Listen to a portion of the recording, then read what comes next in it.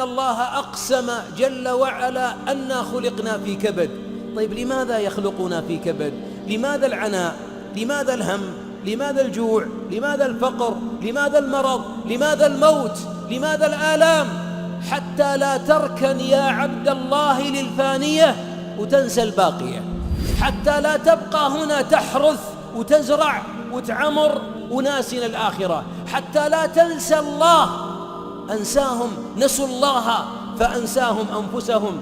البعض منا شيبت لحيته وشيبت عيونه وكل همه يبني يعمر يحفر يصب. يا مسلم أنت ستتركها، واللي متجاوز 40 ما في أمل، ولا 30 قادمة، ولا 70 قادمة، ولا 40، والعلم عند الله، سنلقى الله.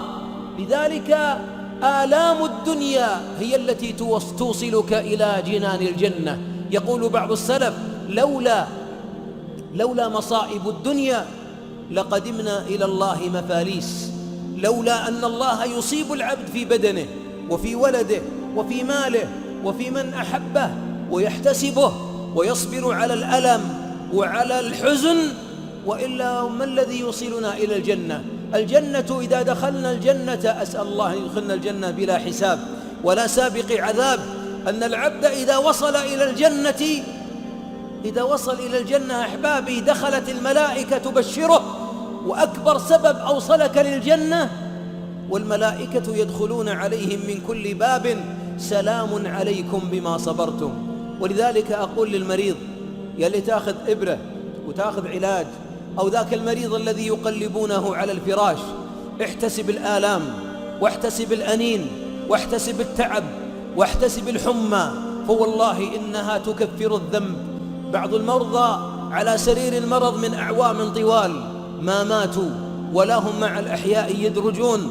أتدرون لماذا؟ إن كانوا من المحتسبين لهم منازل عند الله في جنات النعيم لم يبلغوها بعد، إذا بلغوها قبض الله أرواحهم، وصار النوم على السرير هو أحد أسباب الثبات على الصراط يوم القيامة. عبد الله بن الإمام أحمد عندما رأى والده في عناء قال: أبتاه متى الراحة؟ قال: الراحة عندما نودع جسر جهنم خلف ظهورنا ونستقبل ونخطو أول خطوة إلى جنات النعيم. الراحة هناك، واللي يبحث عن الراحة في غير لقاء الله وفي غير طاعة الله مسكين.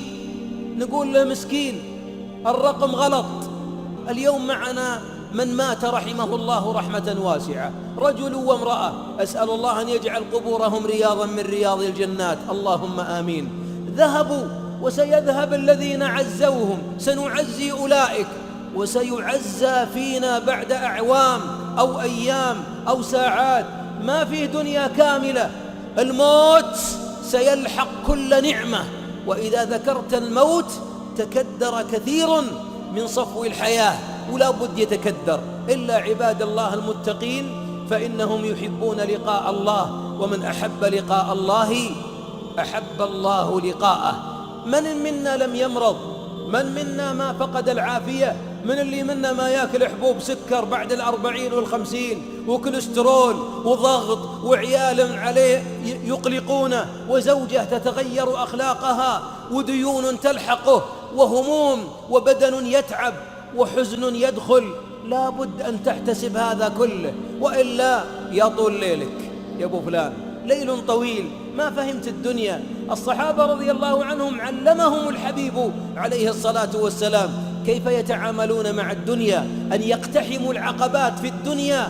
بماذا؟ بفك رقبة، أو إطعام في يوم ذي مسغبة، أو أنهم يتواصون بالمرحمة، أو يتواصون بالصبر. وهذا اللي يجعل العبد يسير إلى الله وهو هانئ ومطمئن النفس، أنه يعرف أن اللي يفقده في الدنيا ويحتسبه، وهناك في الآخرة يجده عند الله في كتاب لا يغادر صغيرة ولا كبيرة إلا أحصاها.